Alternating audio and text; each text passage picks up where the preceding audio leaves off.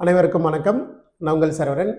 நம்மளுடைய student next YouTube சேனலானது MBBS and BDS மற்றும் பல்வேறு வகையான படிப்புகளை பற்றி ஒவ்வொரு வீடியோலையும் ஏதாவது ஒரு சில தகவலை கொண்டு வந்து சேர்த்து இருக்கணும் அப்படின்றது ரொம்ப முயற்சி பண்ணிகிட்டே இருக்கிறோம். அதில் இன்றைக்கி ஒரு டாப்பிக்கில் இன்றைக்கி காலையிலேயே சில பேரண்ட்ஸ்லாம் எனக்கு கூப்பிட்டு கேட்டது, சார் ரெஜிஸ்டர் பண்ணட்டுமா வேணாமா, can I register MBBS registration process in Tamil Nadu, sir பண்ண ஆரம்பிச்சிடலாமா, இல்லை வெயிட் பண்ணட்டுமா, இல்லை ரிசல்ட் வந்த பிறகு வெயிட் பண்ணலாமா? ஏன்னா எனக்கு தெரிஞ்சு நீங்கள் ரெஜிஸ்ட்ரேஷன் பண்ணுறதுல ஒன்றும் பிரச்சனையே கிடையாது. தாராளமாக ரெஜிஸ்டர் பண்ண ஆரம்பிங்க. எல்லாருமே அப்ளிகேஷன் போடுங்க. எகைன் அப்ளிகேஷன் போடுறதுல ரொம்ப அனுபவமும் வாய்ந்த மிகப்பெரிய ஒரு எக்ஸ்பீரியன்ஸ் இருக்கவங்கள மட்டும் ஐடென்டிஃபை பண்ணி போங்க. ஏன்னா எங்கேயாவது ஒரு சின்ன தவறு நடந்தாலும் தமிழ்நாடு மெடிக்கல் செலெக்ஷன் பொறுத்த வரைக்கும் டிஎன்இஏ மாதிரி கிடையாது. இன்ஜினியரிங் அட்மிஷனில் ஒரு சின்ன மிஸ்டேக் பண்ணாலும் தலைகீழ entire name and date of birth mobile number தவிர எதை வேணாலும் மாற்றிக்க முடியும் டிஎன்இஏல, சரிங்களா? பட் டிஎன் மெடிக்கல் அப்படி கிடையாது. ஸோ கண்டிப்பாக எந்த ரெஸ்பெக்டும் பண்ண மாட்டாங்க, எந்த ரெஸ்பான்ஸும் பண்ண மாட்டாங்க. நீங்கள் ஃபீட் பண்ணும்போதே முக்கியமாக எப்போதுமே சப்மிட்னு ஒரு ஆப்ஷன் வந்தால் ஒரு தடவைக்கு 2 தடவை கேர்ஃபுல்லாக எல்லா டாக்குமெண்ட்டையும் வெரிஃபை பண்ணணும். ஸோ நாம் அப்படி அப்ளை பண்ணுற போதும் கூட இஸ் கம்ப்ளீட்டாக ப்ரொஃபஷ்னலாக எங்கேயுமே மிஸ்டேக் பண்ணாமல் எல்லாத்தையும் தேடி எடுத்து பார்த்து அவங்க வேறு ஏதாவது கேட்டகரியில் எலிஜிபிள்னு சொல்லுவாங்க. ஒரு சின்ன எக்ஸாம்பிள் சொல்கிறேனே, லாஸ்ட் இயர் ஸ்டூடெண்ட் பேர் சொல்ல விரும்பலை, பட் அது பர்பஸ்க்காக ரைட் விரும்பலை. பட் நான் ப்ரொஃபைல் பார்க்குறேன், எடுத்து பார்க்குறோம், செக் பண்ணுறோம். என்னுடைய personal intention can not be eligible as a management quota. கண்டிப்பாக அவங்களால மேனேஜ்மெண்ட் வர முடியாது, சரிங்களா? பட் மேனேஜ்மெண்ட்டுக்கு வர முடியாதுன்ற ஒரு கேட்டகரி சுச்சுவேஷன் இருக்கும்போது I can read entire profile, family, இது எல்லாத்தையும் ரீட் பண்ணுறோம். கடைசியில் எங்கிட்ட பேசும்போது ஒரு லாங்குவேஜில் பேசுகிறாங்க, அவங்களுக்குள்ளே பேசிக்கும்போது வேறு ஒரு லாங்குவேஜில் பேசிக்கிறாங்க. அப்புறம் அது என்ன லாங்குவேஜ்னு கண்டுபிடிச்சி அந்த லாங்குவேஜுக்கு என்ன பேக் அண்ட் டாக்குமெண்ட் இருக்குன்னு கண்டுபிடிச்சி ஸ்கூலில் அப்ரோச் பண்ணி டாக்குமெண்ட்டை வாங்கி உள்ளே கொண்டு வந்து இன்றைக்கி சந்தோஷமாக முதல் ரவுண்ட்லேயே முடித்து ஜாயின் பண்ணிகிட்டு இருக்கிறாங்க. அதை தேடி கண்டுபிடித்தது நான். ஸோ இது பெருமைன்னு இல்லை, பட் ஒரு பர்ஃபெக்ட் கவுன்சிலர் கண்டிப்பாக அந்த மாதிரியான நிறைய அனுபவங்கள் இருக்கும். உங்களுக்குள்ளே நிறைய எலிஜிபிலிட்டி இருக்கலாம். சொந்தக்காரங்க யாராவது ஒருத்தர் வெளிநாட்டில் இருக்கலாம், இல்லை சொந்தக்காரங்க இல்லை அவங்களோட ஃபேமிலி டாக்குமெண்ட்டில் ஏதாவது மைனாரிட்டி கேட்டகரியில் எலிஜிபிள் இருக்கலாம். ஸோ இந்த மாதிரி ஏதாவது ஒரு டாக்குமெண்ட் எலிஜிபிள் இருக்கிறது உங்களுக்கு ஒரு வட்டத்துக்குள்ளே இருந்து பார்க்கும்போது தெரியாது. ஒரு பொருள் வாங்குகிறோம், ஒரு இல்லை ஏதோ ஒரு பர்பஸ்க்காக ஒருத்தர் போகிறோம், அதை சார்ந்த ஒருத்தரோட ஆலோசனை இல்லாமல் நீங்கள் முடிவெடுக்கக்கூடாது. First comment get your idea. உங்களுடைய ரெக்குவயர்மெண்ட் என்ன, எந்த வருஷம் +2 முடித்தார், என்ன மார்க் வர வாய்ப்பு இருக்குது, தமிழ்நாட்டில் கவர்மெண்ட் கொண்ட போகலாம், simple flow chart, right? Government கல்லூரியில் இருக்கிற வாய்ப்புகள் என்ன, சரி ரைட், இங்கே கவர்மெண்ட் கல்லூரி வாய்ப்பு இல்லை, இருக்கோ இல்லையோ, இந்தியா முழுவதும் ஏதாவது ஒரு கவர்மெண்ட் கல்லூரியில் நம்மளோட mark OBC category or SC category or ST category whatever எங்கே இருக்குது அப்படின்றத தேடி பார்க்கணும். அடுத்த கேட்டகரி செல்ஃப் ஃபினான்சிங் காலேஜில் இருக்கிற கவர்மெண்ட் கோட்டா, கவர்மெண்டோட கட்ட வேண்டிய ஃபீஸை தாண்டி வேறு எந்த ஃபீஸை தேவைப்படுமா, ஸ்டேட் ப்ரைவேட் யூனிவர்சிட்டியில் இருக்கிற கட் ஆஃப் எப்படி இருக்கும், ஃபஸ்ட் ரவுண்ட்லேருந்து செகண்ட் ரவுண்டில் போகும்போது என்ன மாதிரி மாடரேட் சேஞ்சஸ் ஆகுனா வாய்ப்புகள் இருக்குது. இதே பார்க்கும்போது மற்ற ஸ்டேட்டில் என்ன சொல்கிறாங்க, இது எல்லாத்தையும் கம்பேரிசன் பார்க்க ஒருத்தரால் முடியாது. நீங்கள் என்ன பண்ணணும்னா, ஒரு சின்ன இன்ஃபர்மேஷன் ஒரு சோசியல் மீடியா பிளாட்ஃபார்மில் ஒருத்தர் சொன்னார், எனக்கு அது பூர்வமானதாக இருந்துச்சு, அதை வச்சே இந்த வருஷம் ஃபுல்லாக நான் அட்மிஷன் ப்ராசஸ் முடிச்சிடும்னு சொல்லி தேடிட்டு ஓடிட்டே இருப்பாங்க.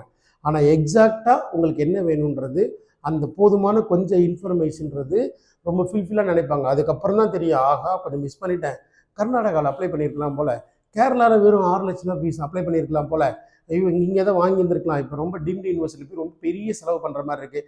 இந்த மாதிரியெல்லாம் அனலைசிஸ் ப்ராசஸ் வந்து பர்ஃபெக்டான ஒரு கவுன்சிலர்கிட்ட தான் கிடைக்குங்க. நான் எங்கிட்ட தான் வாங்கணும் யாரையுமே சொல்கிறது இல்லை, சரிங்களா? பட் நல்ல அனுபவம், அந்த காலேஜோட கனெக்டு, எக்ஸாக்டாக ஃபீஸ் ஸ்ட்ரக்சர் தெரிஞ்சவங்க, அந்த போர்டு கவுன்சிலிங்கோடைய ப்ராசஸை ஹேண்டில் பண்ண அனுபவம் இருக்கிற ஒரு கவுன்சிலரை மீட் பண்ணி ஒரு ஐடியாஸ் கேளுங்க. டாப் ஆர்டரில் ஹையர் மார்க்கில் எந்த காம்படிஷன் போட்டியே இருக்க போகிறது இல்லை. ஆனால் லோயர் மிடில் வந்து எக்கச்சக்கமான மாணவர்கள் ஒரே மாதிரியான மார்க்கு எடுத்து வச்சுருப்பாங்க. எழுதி வச்சுக்கோங்க. உங்களுக்கு எப்போ ஒரு சந்தேக சூழ்நிலை வருது, ஆஹா இது தப்போ ரைட்டோன்னு என்னால் வேலிடேட் பண்ண முடியல, எனக்கு ஒரு சப்போர்ட் தேவைப்படுது, அப்போ நீங்கள் பிடிங்க, அப்போ கேளுங்க, அடுத்த லெவலுக்கு போகலாம். இல்லை இங்கே படிக்கலையா, எங்கேயாவது இந்தியா முழுவதும் எந்த மூலைக்கு வேணால் போகலாம் சார். வெறும் வருஷத்துக்கு 10 லட்சத்துலேருந்து 11 லட்சத்துக்கே எக்கச்சக்கமான கல்லூரிகள் கொட்டி கிடக்கு. அதை நம்ம யாருக்கும் தெரியறது இல்லை. நான் எப்போதுமே ஒரு காலேஜ் அசஸ் பண்ணுற மாதிரி இருந்தால் அந்த கல்லூரி நேராக கதவை தட்டி கல்லூரிக்கு நேர்லேயே போய் அந்த கல்லூரியோடைய ஃபெசிலிட்டியை தெரிஞ்சு அதுக்கப்புறம் தான் நான் என் மாணவர்களை நான் ரெக்கமெண்ட் பண்ணுறது. இது என்னுடைய ப்ராக்டிஸ். நான் அது எதுவுமே தெரியாமல் ஒரு இன்ஃபர்மேஷன் வச்சு சென்ட் பண்ணிடுறேன் அப்படின்னு பண்ண மாட்டேன். எனக்கு என் ஸ்டூடெண்ட் அங்கே படிக்கணும்னா இன்றைக்கி அவ்வளோ ஸ்டூடெண்ட் படிக்கிறாங்க ஹாப்பியாக அப்படின்னா என்னுடைய insights I want to explain. நேரடியாக போய் தெரிந்ததால் மட்டும்தான் அதை ஸ்ட்ராங்காக ரெக்கமெண்ட் பண்ணுறோம். ஓகே, இங்கே வந்து ஏன் வரல காரணம், இங்கே எல்லாம் 20 லட்சம் செலவு பண்ண முடியாது, ஒரு 11 லட்சம் 12 லட்சம் செலவு பண்ண முடியும்னா வி வில் டு மைக்ரேட். இன்னும் ஒரே ஒரு எக்ஸாம்பிள் சொல்கிறேன். ஒருவேளை எய்ம்ஸ் டெல்லியில் கிடைச்சா போகாமல் விட்டுருவோமா? இல்லை ஒரு கவர்மெண்ட் மெடிக்கல் காலேஜின் வெஸ்ட் பெங்கால் போகாமல் விட்டுருவோமா? அது மாதிரி தான் எங்கே வேணாலும் கவர்மெண்ட் காலேஜாக இருந்தால் போகிறதுக்கு நம்ம ரெடி. 360 கவர்மெண்ட் காலேஜில் எங்கே வேணால் கவர்மெண்ட் ஃபீஸ் தானே.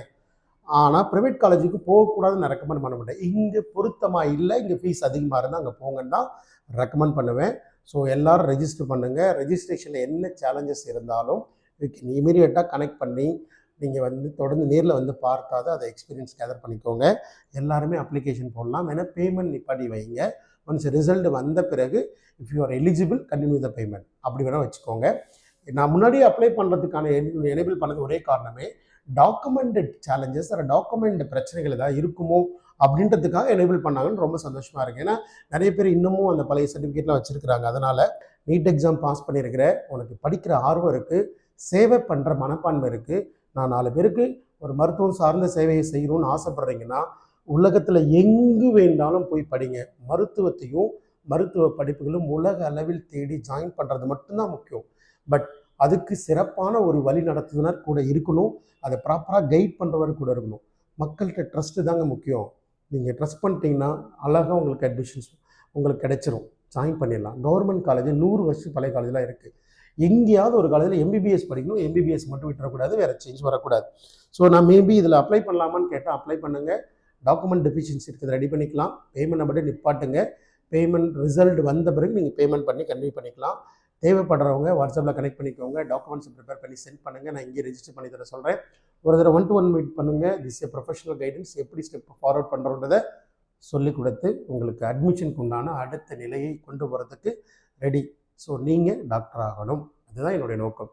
அடுத்தடுத்த வீடியோக்குள்ளே சந்திக்கலாம். நன்றி, வணக்கம்.